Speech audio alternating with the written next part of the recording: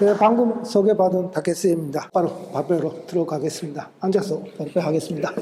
첫 번째는 그 전에 왜 이런 일본 고고학의 사고방식이 기초론라고 할까 하면은 저는 일본의 고고학 그리고 한국의 고고학도 이제는 사양 산업이 되어서 이대로 가면은 소멸한다는 그런 위기감을 가지고 있습니다. 이와 같은 위기를 기회로 바꾸려면은 다시 한번 고고학의 원리와 원칙을 따지고 지역 주민들에게 널리 홍보하는 그런 수밖에 없다고 그렇게 생각하고 있습니다. 이번에는 제가 이해하고 있는 일본 고고학의 원리 원칙을 소개하고 한국 고고학의 입장에서 생각하시는 여러분들과 논의하여 새로운 뭔가가 생긴다면 다행이라고 그렇게 생각하고 있습니다. 첫 번째 특강의 주제는 고고학이라면 무엇인가 입니다. 요코야마 고이치 선생의 고고학이라면 어떤 학문인가를 기초로 하겠습니다. 요코야마 선생의 이 글이 절대적으로 올바른 그런 텍스트라고 하기보다는 그렇지는 생각하고 있지 않습니다. 이끌어주는 실마리라고 생각하고요. 요코야마 시의 견해에서 출발하여 특강을 해나가는 그거와 동시에 때로는 다른 생각도 언급하도록 하겠습니다. 이거 요코야마 고이치 선생님의 모습입니다. 1926년생이고 24년에 돌아가셨습니다. 교도대학 출신이고 국립문화재연구소에 계셨다가 1977년에 구주대학으로 오셨고 그 다음에 후쿠오카시 박물관 관장님도 하셨습니다. 근데 고고학이라면 어떤 학문인가? 이 문장 45년 전에 문장입니다만 저는 이를 뛰어넘은 그런 결론은 아직 없다고 생각하고 있습니다. 그러니까 할 수 없이 이것을 이용해 가지고 설명하도록 하겠습니다. 먼저 고고학의 정의부터 생각하겠습니다. 요코야마 씨는 하마다 고삭 씨, 이분은 경대대학 첫 번째 저대 교수죠. 정의를 기초로 다음과 같이 언급하였습니다. 고고학은 과거 인류의 물질적인 유물을 자료로서 인류의 과거를 연구하는 학문. 저는 좀 더 간편하게 간략하게 정의하였습니다. 고고학은 물질적인 자료에 따른 인류의 과거를 연구하는 학문. 이 정의를 각 단어 하나씩 살펴보겠습니다. 고고학이라면 옛 것을 연구하는 학문입니다. 그렇다면 상고 옛 것이라면 그것만으로 숭배하는 것이나 호고 좋아하는 것이나 농고 가지고 노는 것이나 짓고 이것은 그런 것이 아니다고 생각해야 된다고 합니다. 이거 고이라는 무엇인가 하면은 인류의 과거, 인류 출현 이후라면은 시간과 공간에 제한이 없습니다. 인류가 나와야 됩니다. 사람이 나와야 됩니다. 그 후에 학문이라고 할 수가 있습니다. 생각하는 고는 자기 스스로 설명을 만드는 그런 것이라고 생각합니다. 학문이라는 것은 특정한 방법으로 연구하고요. 논거를 가지고 설명하는 것이라고 좀 생각하고 있습니다.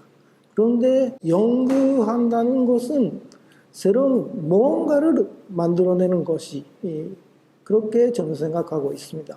인류의 과거에서 인류는 진입 이적 보행 원숭이를 말합니다. 원숭이가 진입 이적 보행하면은 인류가 된다, 사람이 된다는 이야기입니다. 여러분은 정의가 있겠습니다만 충고, 인고를 가지고서 정의할 수 있는 것은 진입 이적 보행이라고 생각합니다. 인류니까 일본인이나 한국인이나 미국인 등이 아니라 지구상의 어디서나 대상이 됩니다. 그래서 공간에는 제한이 없다는 그런 셈입니다. 그리고 시간의 상한은 인류가 실현하면서부터입니다. 그게 상한 한계가 있습니다. 제한이 있다는 이야기죠. 그러나 시간의 하한에는 제한이 없어서 인류의 모든 역사를 생각하게 됩니다. 그래서 근대나 현대도 실은 대상이 됩니다. 어제도 대상이 되며 근현대 고고학의 존재 이유가 여기 있습니다. 근현대 고고학도 있을 수 있다. 그런 이야기입니다. 그런데 일본 문화청에서는 그 반지는 뭔가 하면은 전세 가진 유족은 모두 다 발굴을 한다. 그렇지만 근세 이후에는 근현대도 포함해가지고 모두 발굴을 하지 않고 중요한 유족만 발굴을 하자. 그런 하라. 그런 식으로 되어 있습니다. 이거는 고고학에 정의하고 무슨 됩니다. 무슨 된다고 생각됩니다.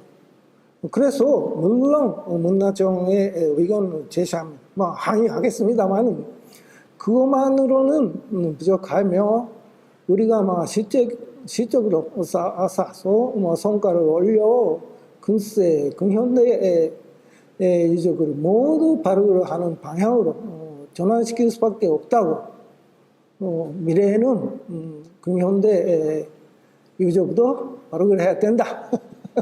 그렇게 이론적으로는 전에도 그렇게 되어 있으니까 그렇게 가야 된다고 생각합니다. 이런 생각에서 저는 2020년 2월에 근현대 고고학 담화회라는 조직을 설립하였습니다. 그래서 1년에 한 번씩 연구회를 개최하고 있고 그래서 거기서 근현대 고고학 하고 있는 사람은 역시 각지 고립하고 있으니까 그런 사람들 연대도 목표로 하고 있습니다. 그런 식으로 1년에 한 번씩 연구회를 하고 있습니다. 네, 새로운 연구라면 뭔가 새로운가 하면은 자료 자체가 새롭다. 그것도 새롭다 것이죠. 분석 방법, 분석 기술, 분석 정확도가 새롭다. 그런 것도 있고요.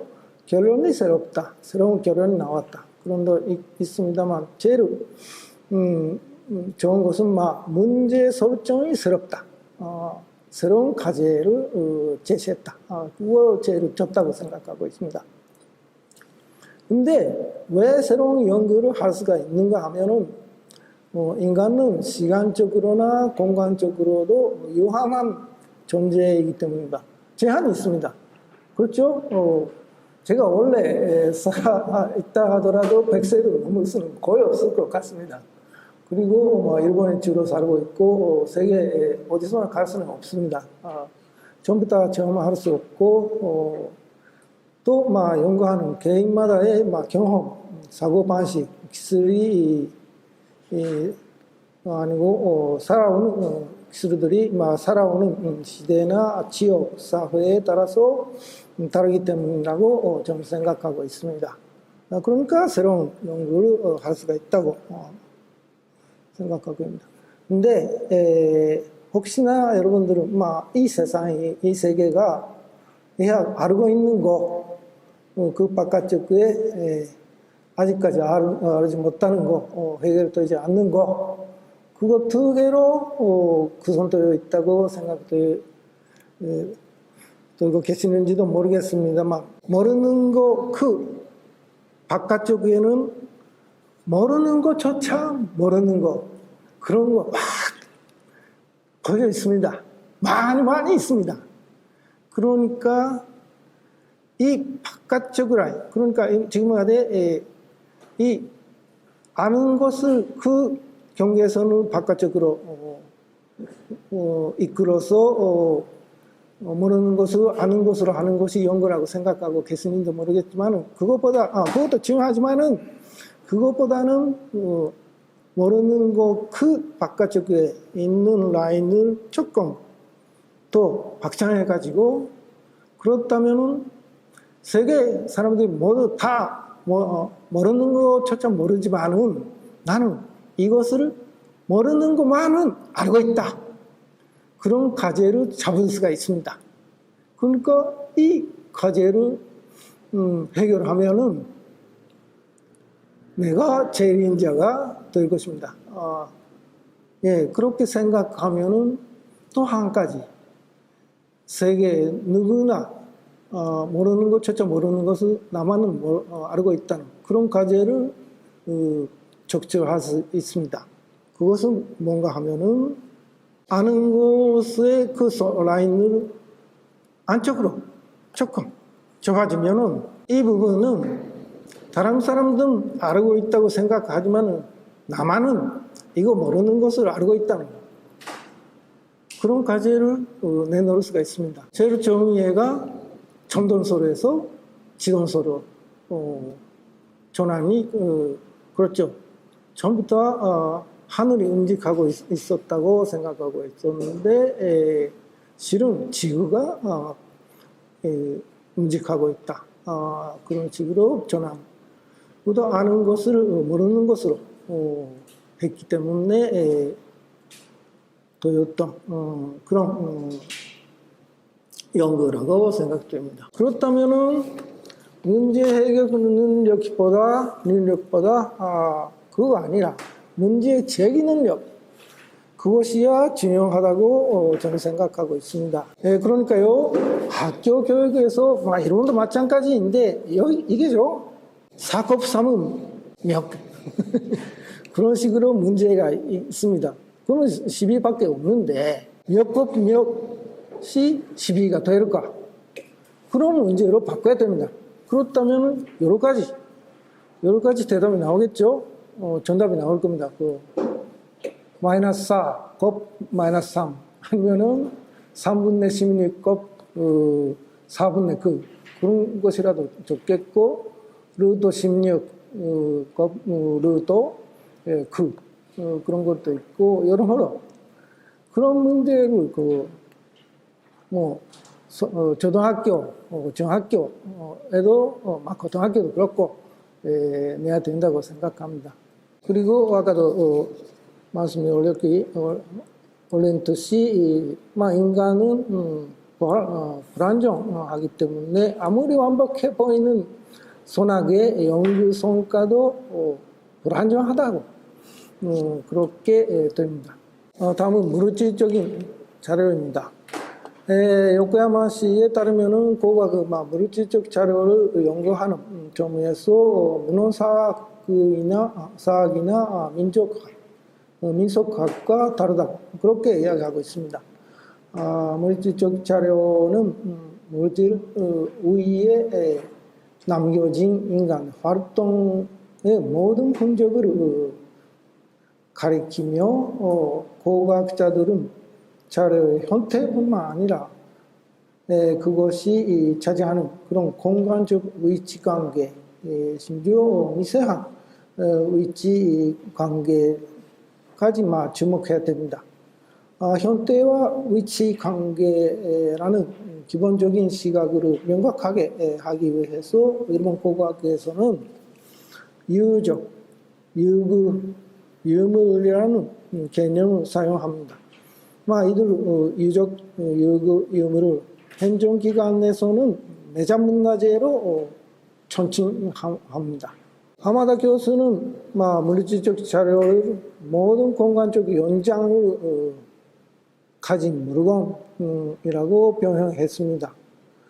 요코야마시는 움직이는 인건물을 유물, 인간이 대지에 만드는 물건을 유구, 과거 인간 활동을 반영한 위치관계를 유지하고 있는 유물과 유구의 천집합을 유적으로 정의하였습니다.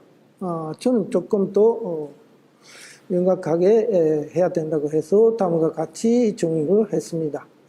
유물이라면 이 지구에 대해서 공간적으로 배세된 물건, 물질, 그리고 유구이라면 지구에 대하여 공간적으로 열린 시설, 그리고 유적이라면 그런 유구가 관계를 유지하며 존재하는 그런 장소, 그렇게 정의를 하고 있습니다. 배세한다, 열린다는 그 뭔가 하면은 이런 것입니다. 유물은 지구하고 관계없이 분리되어 있기 때문에 그 표면을 한 바퀴 돌아가면은 출발점으로 돌아갈 수 있습니다. 지구하고 관계 없습니다. 근데 유구는 지구의 일부를 구성하고 있고, 그렇기 때문에 한 바퀴 돌아가야, 이렇게 가야 출발점으로 돌아갈 수는 없습니다. 그렇죠? 출발점에서 지구를 한번 일주해야 다시 이 점까지 돌아갈 수는 없다고 생각하고 있습니다. 여기에 다름이 있다고, 유물하고 유구는 이렇게 차이가 있다고 생각하고 있습니다. 그래서 다음 두 가지의 기술에는 저는 조금 이론이 있습니다. 먼저 유물이랑 토기, 석기와 같이 원래 이동이 가능한 인공물이라고 말을 한 부분인데, 실제로는 자연 유물도 있습니다. 그렇죠? 여러모로 자연 수고로이나 그런 것도 있고, 화분 분석까지 하지 않겠습니까? 요코야마시의 고고학 정의인 과거 인류의 물질적 유물에서 과거 인류를 생략한 이유는 여기에 있습니다. 다음은 과거의 인간 활동을 방영한 위치관계를 유지하는 유물이나 유구의 전체를 유적이라 부른다고 언급한 부분입니다. 유구나 유물이 머무는 것도 그런 찬스도 인간 활동의 찬스가 될 가능성이 있지 않을까, 그런 의문이 조금 가지게 되었습니다. 과거의 인간 활동을 방영한다는 표현은 불필요하다고 생각하고 있습니다. 이 부분은 좀 앞으로도 좀 생각하고 싶은 부분입니다. 그리고 오노야마 타카시는 전불의 유물, 전불이 유물인지 유구인지 가운데 어느 쪽이냐 그렇게 물으며, 전불은 주토 상태로 보아 사온 답동, 단탑 벽면이나 수미당을 장식하는 것으로 추측할 수 있는데, 그렇다면 앞서 정의한 바에 따라 유구의 일부가 된다라고 하였습니다. 그런데 이는 유물하고 유물을 사용하여 생기는 유구를 구별하지 못하는 놈이라고 저는 생각합니다. 석실이란 유구를 구성하는 석재 하나, 그것 중 하나를 분리시켜서 하면은 그것은 유물이 된다고. 그렇죠? 석실을 구성하고 있는 것은 석실은 유구이고, 그거 구성하는 것을 빼놓고 나오면은 그거는 유물이 된다. 그러니까 해저 보존하고 있는 그 시설 유구도 지구에서 분리되면은 저는 유물이 된다고 생각하고 있습니다. 중요한 것은 의적에서 유구와 유물의 위치관계라고 생각합니다. 의적으로 바르고 하면 그 위치관계는 사라지지만은 하지 않는다면 알 수 없다는 모습을 안고 바르글이 진행됩니다. 또한 위치관계에 주목한다면 머무는 것에도 의미가 나타날 수 있다고 그렇게 생각합니다. 있습니다. 머무는 것의 의미를 따지면은 바르글은 절대 보물을 찾기가 아닌 셈이 됩니다. 그리고 유적은 한정적인 것이며 서로 다르며 모두 각각 독자적인 가치를 가지고 있다고 생각하고 있습니다. 예를 들면은 가스가시 스그 다카우타 유적이라는 유적인데 거기에서는 많은 거푸집이 질도되었지만 도로가 속도는 여기서는 질도되지 않습니다. 이보다 내려오는 시기인 오미나미 비치 등에서는 도면에 있듯이 이마 6.2의 속도가 질도되었고 논사를 스구타카우타 그러니까 오미나미에서는 논사를 하고 있지만은 스구타카우타 유적에서는 논사를 짓지 않는 전업공인 집단이 전도기를 주저했음을 알 수가 있습니다. 그리고 어머는 것도 좀 생각해야 된다는 좀 그렇게 생각하고 있습니다. 그리고 고고학교에서의 자료 등급입니다. 아마 1등급 자료는 어디에서 어떻게 발굴조사 되었는지 정확하게 알 수 있는 자료가 1등급 자료이고 2등급 자료는 어디서 나왔는지는 알 수 있지만은 세부적인 위치관계 불분명한 그러한 자료입니다. 3등급 자료이라면 어디서 나왔는지는 불분명한 자료이고요. 4등급 자료가 되면 진품인지 위조품인지도 불분명한 자료라고 생각됩니다. 그러니까 우리는 1등급 자료, 2등급 자료를 주로 가지고서 이야기를 해야 된다고 그렇게 생각됩니다. 위치관계가 관계 데이터가 오는 그런 자료는 아무리 예술적으로 아니면 고통적으로 가치가 있다 하더라도 고각 연구에는 도움이 되지 않는다. 그런 것입니다. 물질은 하나의 공간에서 두 개 이상이 동시에 존재할 수 없기 때문에 두 개 이상의 동일한 공간에 존재하려면 두 개 이상의 물질이 동일한 공간에 존재하려면 시간차가 필요합니다. 그래서 선후관계, 그러니까 시간이 생긴다는 이야기죠. 시간이 생기고 또 물질을 두 이상 물질 하나는 두 이상의 공간에 동시에 존재할 수 없기 때문에 다른 공간에는 다른 물체가 존재하게 됩니다.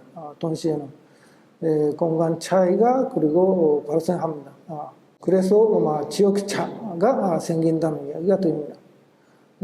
따라서 모든 물질적 자료는 시간적, 공간적 연속체 그 안에서 어느 한 점에서 그 위치를 차지하게 되는 것입니다. 그것을 우리가 잡아야 된다고 그런 이야기가 됩니다. 그러면 물질 자료에 무엇을 연구하는가 하면은 현대와 재질뿐만 아니라 다양한 흔적, 이런 나라의 일의 흔적이며 실제로 남은 흔적입니다. 질문의 명칭은 우리가 부여하기 때문에 아직 명칭이 없는 부여되지 않는 사물과의 만남, 저는 그것이 제일 좋은 기회라고 생각하고 있습니다. 뭐가 뭔지 모르는 것이 나오면은 그거 오히려 기쁜 일이라고 생각합니다. 뉴스에5W1H라는 영어 말이 있습니다. 그거는 반드시 전해야 할 요소인데요. 5W는 언제, when, 어디서, where, 누가, who, 무엇을, what, 왜, why, 어떻게, how. W가 5개 있고 H가 하나. 그거 뉴스에서도 반드시 전달할 필요가 있는데 고고학도 그렇습니다. 그래서 어디서는 발굴 자료가 있는 제한 찬스입니다만 나머지는 우리가 결정합니다. 그 때문에 반복론이 있다고 저는 그렇게 생각하고 있습니다. 정의로부터 조금 또 정리를 하면은 다음과 같습니다. 왜 유물론이 주류를 이루는가? 고고학에서는 왜 유물론이 주류를 이루는가? 유물은 공간적으로 배세되어 있어서 운반이 가능합니다. 임의의 시간, 제가 하고 싶은 시간에 관찰할 수도 있고요. 그에 대해서 이거는 바로 그 과정이 그게 인식의 과정입니다. 인간은 두 곳 이상의 동시에 존재할 수 없기 때문에 임의의 시간이 수시 관찰할 수는 없습니다.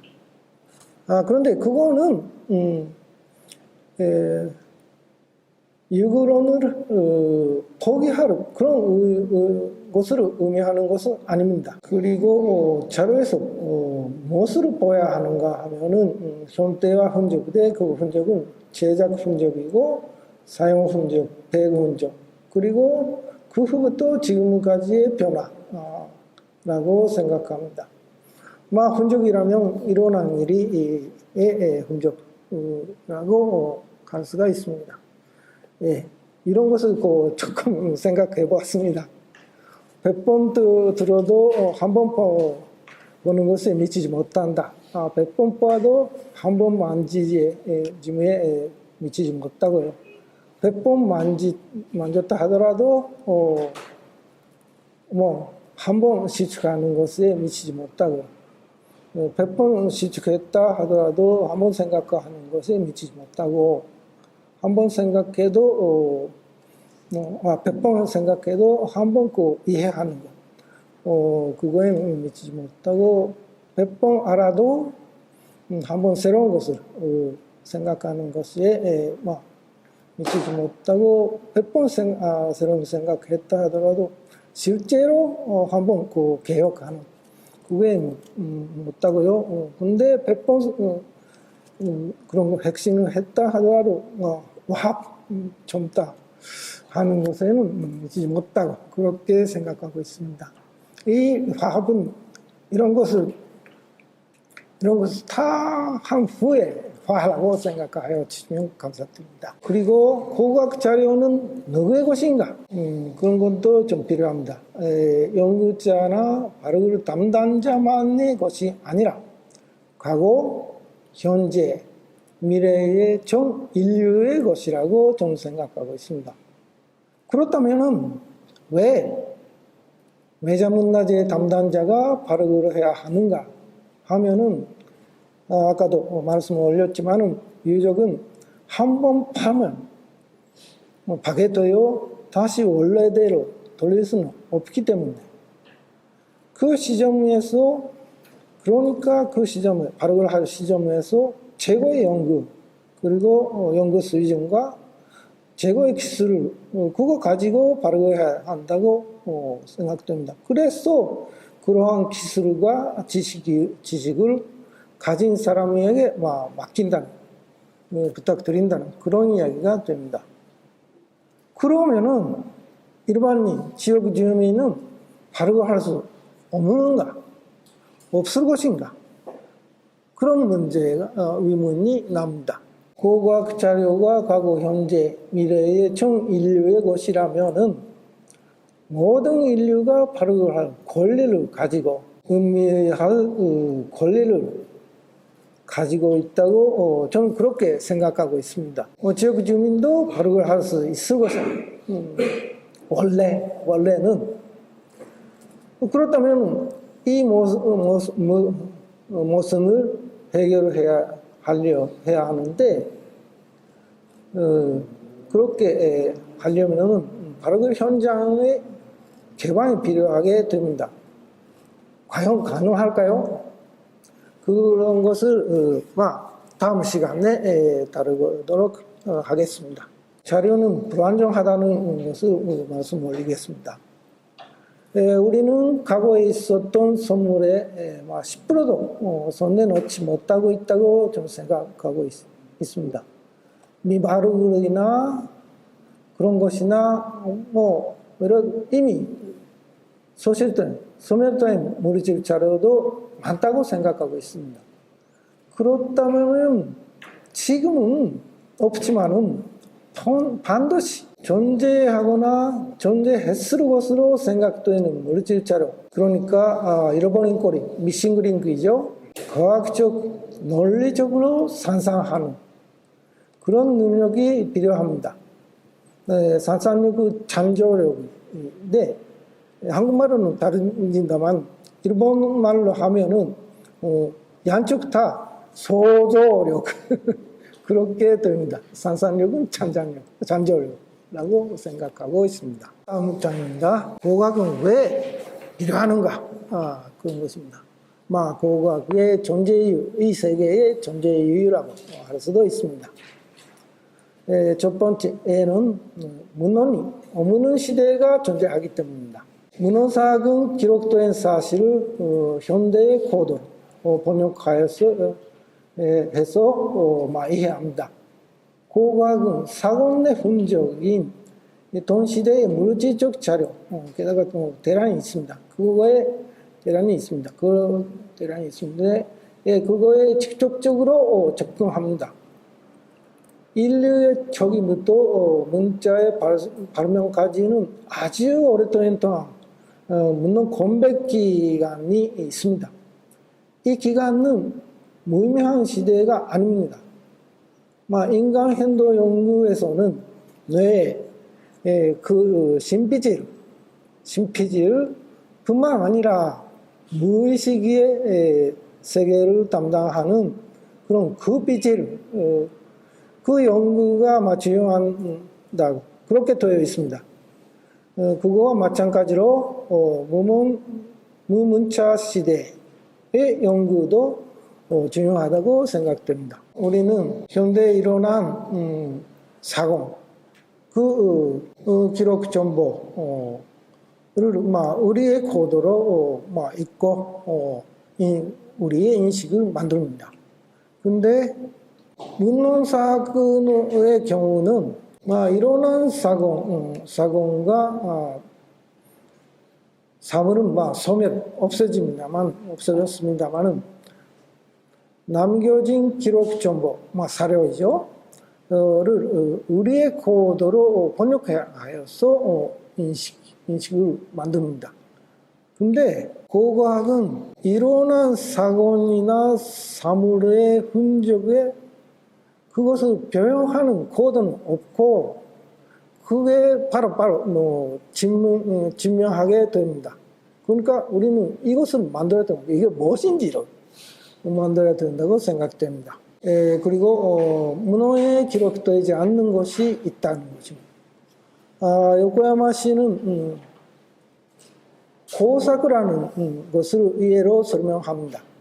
고사쿠라면은 일본의 고대 조정에서 매달 1일 날, 첫 번째 날에 실시되었던 전래 사무보고입니다. 가장 오래된 문헌은 1760년 9월 1일에 고사쿠가 비가 와서 중단된 그런 기록이 남아 있습니다. 만약에 이 행사가 중단되지 않고 진행되었으면은 기록에 남지 않았을 것입니다. 그래서 7세기까지 이런 고삭이 거슬러 올라가는 증거가 남아있지 않을 수도 있습니다. 문헌은 선별된 사건의 기록입니다. 우리 일기 보아도 그렇죠? 일상적인 몇 시에 일어나서 이빨을 닦고 그런 것은 쓰지 않은 거 보통입니다. 기록인데 정상적인 상황일수록 기록되지만은 일상적인 그런 사고는 기록에 남기 어렵습니다. 이때 고고학이 필요합니다. 모든 모두를 기록하고 있지 않다는 이야기입니다. 문헌 자료가 분분한 시대라고 해도 고고학이 아니면 알 수 없는 것도 있습니다. 예를 들면은 조선식 산송이라는 것은 불리는 그런 고대 산송은 축성 등 그 기록이 있습니다만은 같은 고대, 거의 같은 시대의 산성 가운데 고고의 산성 일절 기록이 없습니다. 하나도 없습니다. 그래서 그런 것을 그런 산성 연구하려면은 고고의 산성까지 연구해야 된다. 그런 식으로 됩니다. 또한 고대 중에 중세 사회에서의 상품이 유통 등 당시 사람들 문헌 기록자조차 전체 모습을 파악하지 못하는 것, 그런 것이 있습니다. 그렇기 때문에 타임 트래블 시간 여행할 때 하고 나서 그 찬스에 갔다 하더라도 당시의 모든 것을 알 수는 없다는 그런 얘기가 됩니다. 그런 것을 전체적으로 고고 자료를 가지고서 생각할 수가 있습니다. 그리고 문헌을 비판하고 보강할 수도 있습니다. 문헌 자료와 고고학 자료는 범죄 수사에서의 자백과 물적 증거 그런 관계와 아주 유사합니다. 문헌도 그러니까 거짓말 할 수가 있습니다. 요코야마시는 한의와 기원소라를 예로 들었습니다. 또한 법률사 재건, 비재건 논쟁의 결말 등도 있습니다. 이런 한의화에는 이런 인물 한의화, 원통형 한의화, 그리고 집모양 한의화 등등 다양한 한의화가 있습니다. 근데 일본 서기 4세 기록인 스인기에 따르면은 방후 히바스 히메노 미코토가 죽었을 때 순장 분습을 그만두고 그 대신 후보, 인감 그리고 말 다양한 기물을 만들어서 무덤에 세웠다고 합니다. 이것이 한의화의 기원이라고 기술을 하고 있습니다. 만약에 이 인물 한의화의 기원소라가 역사적 사실이라면은 인물 한의화는 한의화의 지령 초기, 그러니까 3세기 후반부터 존재할 것이지만 실제 고고학 자료를 보면은 그 지령, 인물 한의화의 지령은 5세기 후반입니다. 상당히 늦다는 것이 알 수가 있습니다. 따라서 인물 한의화 기원소라는 후세의 창작으로 판단될 수 있습니다. 거짓말이다. 그런 식으로 됩니다. 그리고 반대로 법률사, 호류지, 재건, 비재건 논쟁로는 호류지, 그건 뭔가 하면은 호류지 소왕에 현정하는 금당 5천탑, 증문, 회량이 언제 건설되었는지에 대한 논쟁입니다.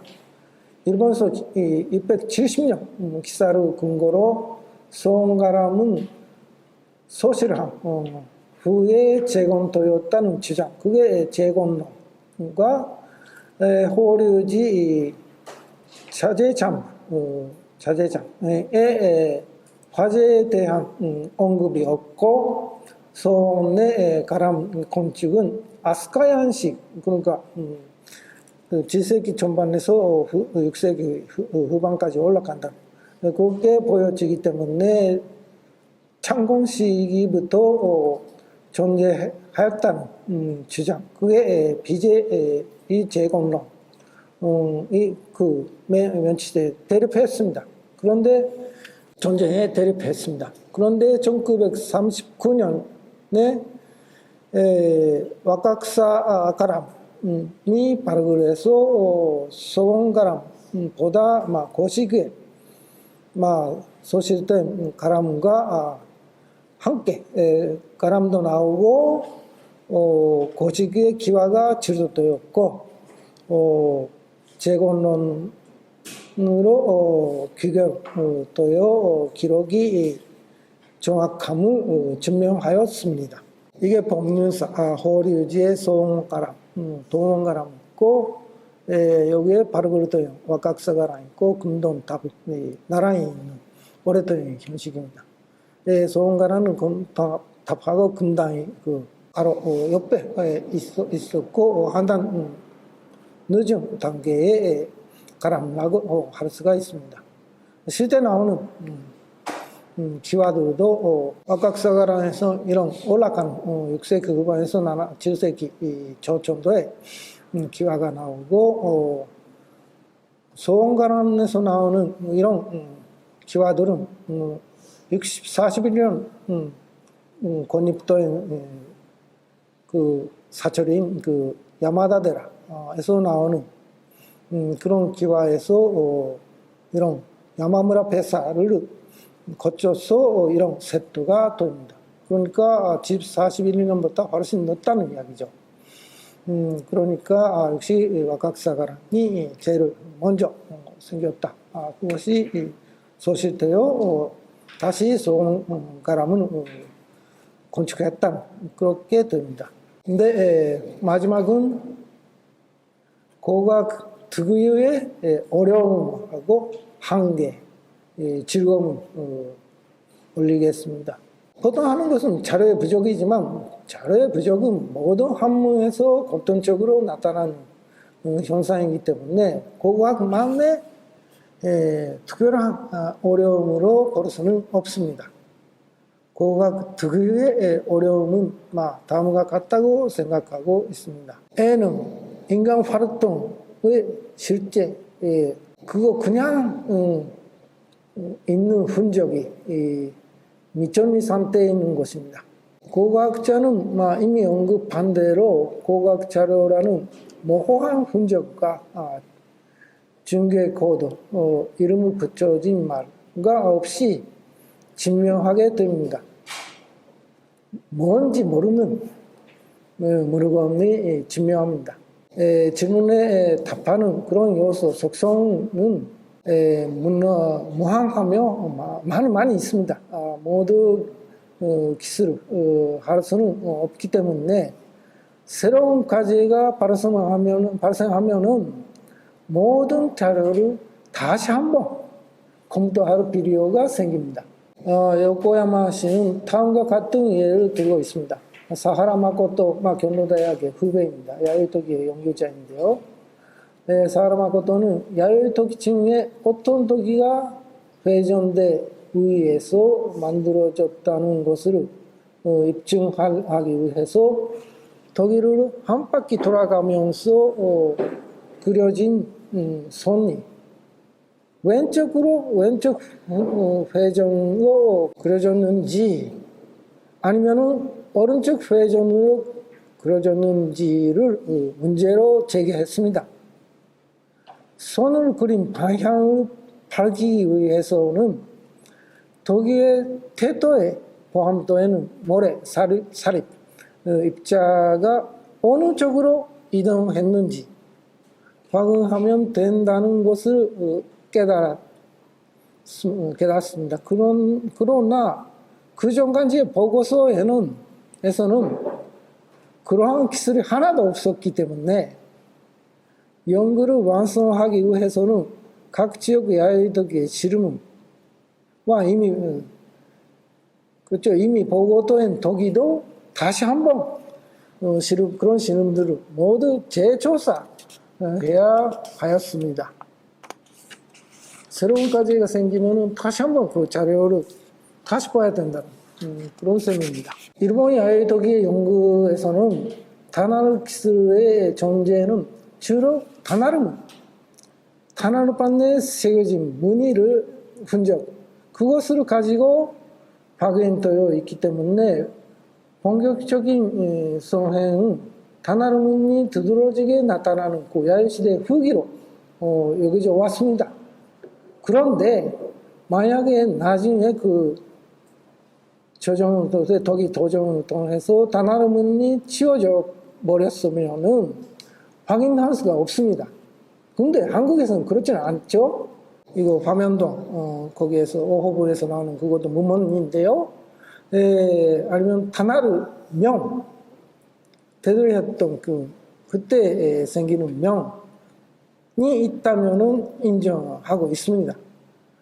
실제로 그러니까 독일을 만지면서 보면은 이 원칙을 그래서 이 원칙을 적용하면은 표면의 단어명과 내면의 네 박자 흔적이 야열시대, 그것은 야열시대 초기까지 거슬러 올라갑니다. 보편적입니다. 이런 것에서도 이타즈케 일식이란 야열 전기 초의 것인데 외면에도 닭봉에도 나옵니다. 이런 면이 생기고 내면에는 네 박자 흔적이 있습니다. 사진을 보셔도 이렇게 면이 생기고요. 자세히 보면은 이런 단어는 조금 보입니다. 내면에는 이런 네 박자 흔적이 있습니다. 요코하마센 시는 실제 뭐가 뭔지 알 수 없는 자료로부터 얼마나 많은 것을 인식할 수 있는지는 사실 관찰자가 사물에 대해 어떤 질문을 던지느냐에 따라 다르다고 주장하고 있습니다. 질문은 무한하게 다양하기 때문에 앞으로 제기될 수 있는 모든 의문에 대한 답을 그때 제공할 수는 있는 완벽한 사실 보고서, 그런 보고서를 작성하는 것은 불가능합니다. 못합니다. 그래서 이러한 이유로 고각 연구자들은 점점 원자료를 다시 점검해야 할 필요에 직면한다. 그렇게 말하고 이를 고각의 어려움이라고 생각하고 있습니다. 그런데 저는 이것은 가슴은 뛰는 그런 일이기도 한다. 그렇게 생각합니다.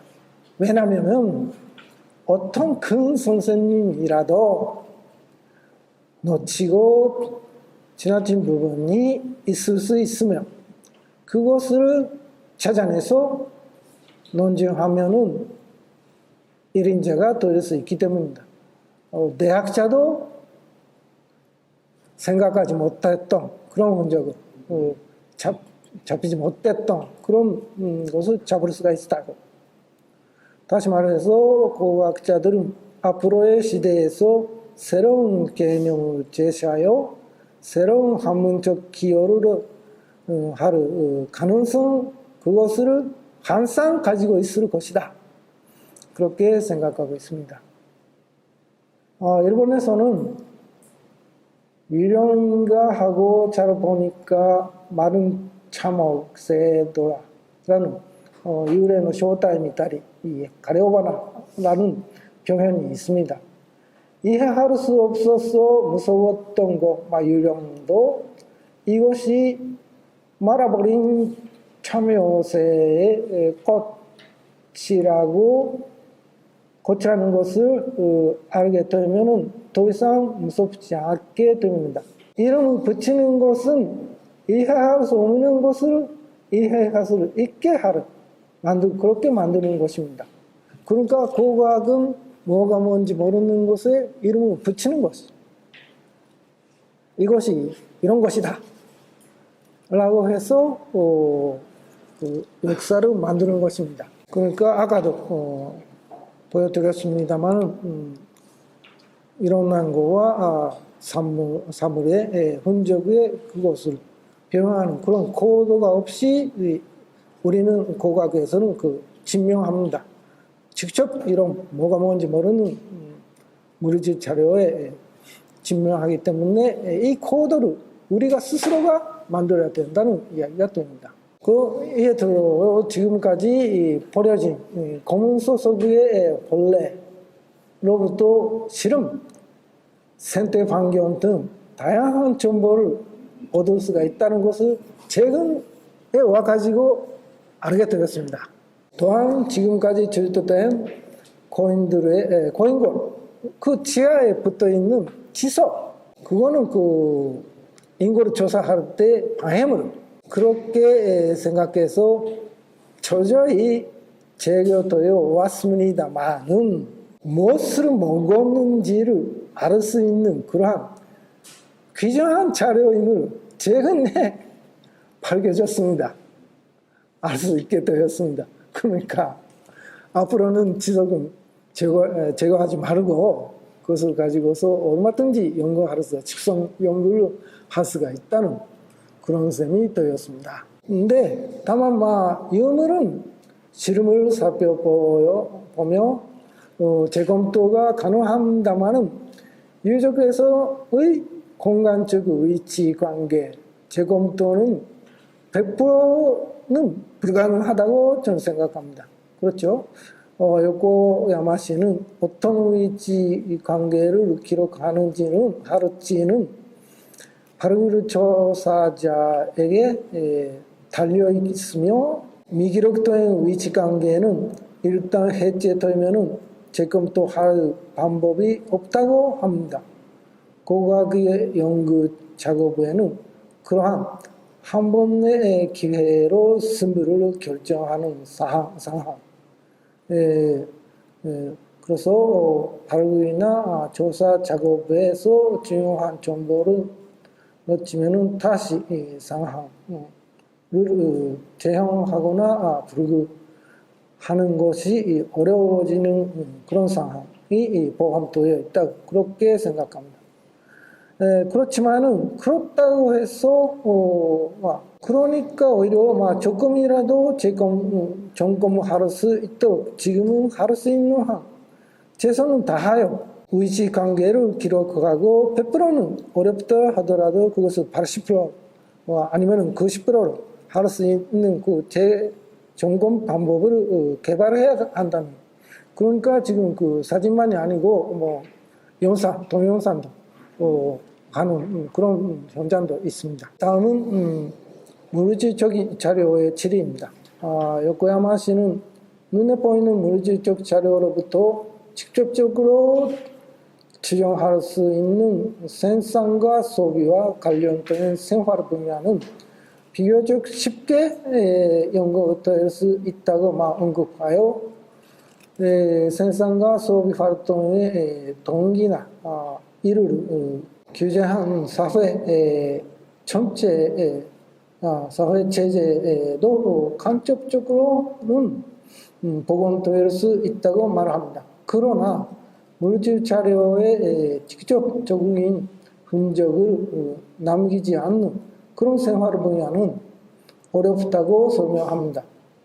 또한 추상적인 개념 전달할 수 없으며 절도의 조사에서 어느 종교의 성립, 흥망, 전파, 교단 조직, 경청까지는 추정할 수 있다 하더라도 종교의 교리 자체를 알아내는 것은 매우 어려운 일이라고 말하였습니다. 그렇지만은 보이는 물체에서 보이지 않는 것으로 해명하는 것이 오히려 저는 앞으로의 고고학이 지구해야 할 목표일 것이다, 그렇게 생각하고 있습니다. 이것이 한계라는 그런 인식은 한계 때문에 포기하는 것이 아니라 그 한계를 돌파하기를 위한 방법을 발견하기 위해서 명확히 해야 하는 것입니다. 이런 한계가 있다는 것을 우리는 명확하게 알아내고 그것을 어떻게 하면 돌파할 수 있는지 그것을 생각해야 된다. 그렇게 됩니다. 그러니까 종교도 예를 들면은 일본 돈탁 문양이나 매납 방식, 증관형 돈모나 관형 돈모 같은 무기형 전돈체기를 매납하는 방식이나 분포 상황을 검토하면은 농업변체에 의해서 출발하여 나라들의 연합체에 의한 대외 교섭의 성공을 기원하는 그런 항해체사에 사용되었다는 것을 알 수도 있습니다. 돈탁은 이런 것인데 넣는데 돈탁에는 그림이 있습니다. 그림 합 기업 목적 부분이 되겠죠. 여러 개 가는지는 모르겠습니다만 제일 마지막은 이 부분입니다. 이 부분이 타고 가고 있고 창고에 많은 쌀이 있다 하는 것을 표현하고 있고 그러니까 고산자가 뼈추수 장면으로 원래 분명을 기용하였으며 고대 하도임에 따라서 나라들의 연합체 지역 정권의 준대사도 기용하는 그런 공헌물이 제기가 됩니다. 이렇게 해서 대치에 드리는 것입니다. 매납 방식에서 공통적으로 고대하던 그런 무기형 전등 이런 것입니다. 이런 것도 농업제사에서 출발하여 지역 정권 준대사를 기용하는 그런 공헌물이 되었습니다. 진광형 광현돈모는 저기 지구 정권에서 제거의 공헌물이 되며 대마도에서의 집중은 대외 교섭을 위한 항해 제사에 사용되었다는 것을 보여줍니다. 그리고 고유 명사를 전달할 수 없다는 것입니다. 문헌사 사료는 언제 누가 쓰는지 영, 월, 일도 명확히 알 수 있습니다. 이에 반해 고고학적 자료는 개인 특정하는 것은 매우 어렵고 주로 집단의 역사를 다룹니다. 예를 들면 일본의 신칸선 차량 중 히카리 고다마 그리고 노조미는 현대로 명확히 구별할 수가 있습니다만 그렇지만은 어느 히카리가 처음에 제조되었는지 결정하려면은 그건 제조 번호가 날짜가 필요합니다. 고고학자는 유물에 기록된 제작자나 소유주를 나타내는 표식을 단서로 활동하거나 제품에서 발견된 작업자의 습관을 토대로 하고 개인의 활동, 행동, 추측을 하기 위해서 노력하고 있습니다. 한의화에 남아있는 지문이 식별하는 등 성공적인 사례도 많이 있습니다만 이는 매우 한정적인 경우입니다.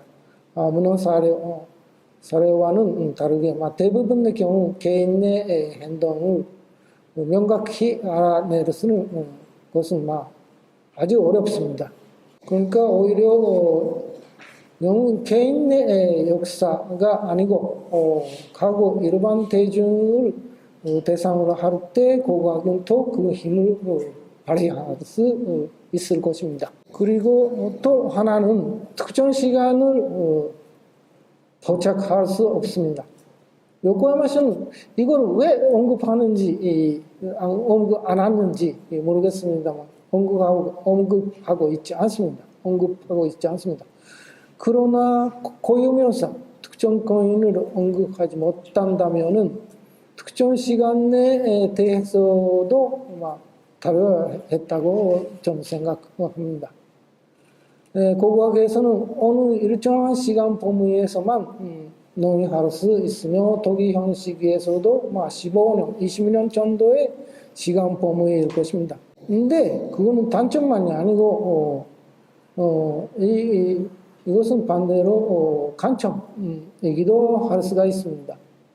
역사에는 표층, 일산 나라마다의 역사, 그리고 전층, 수십 년부터 100년 단위의 역사, 그리고 심층, 변화가 거의 없는 그런 역사가 있습니다. 예를 들면 일본에서는 소화시대라는 것도 있고 대전시대, 다이쇼시대라는 그렇게 묶은 그럴 수 있는 시간폭이 있습니다. 한국도 마찬가지죠. 이조 시대라고 해서 그럴 수 있는 그런 시간이 있어가지고, 그러니까 고고학은 춘층, 심층의 역사 해명에 유용하다고 생각하고 있습니다. 예를 들면은 야열시대의 환호 침략은 기원전 8세기부터 기원 후 3세기에 이르는 기간 동안 모든 사람을 위한 그런 원형에서 출발합니다. 그리고 일부 사람을 위한 반형 환호, 이게가 800년 정도 지난 후에 나오고 수잔춘주고로 변화합니다. 이것도 안쪽에 있다가 바깥쪽으로 나오고 원형 환호는 없애버립니다. 고고학에서는 약 1000년의 시간을 압축함으로써 이 변화를 명확하게 인식할 수 있게 됩니다. 그러니까 긴 시간, 길은 시간, 그것을 가지고서 이야기할 수가 있다.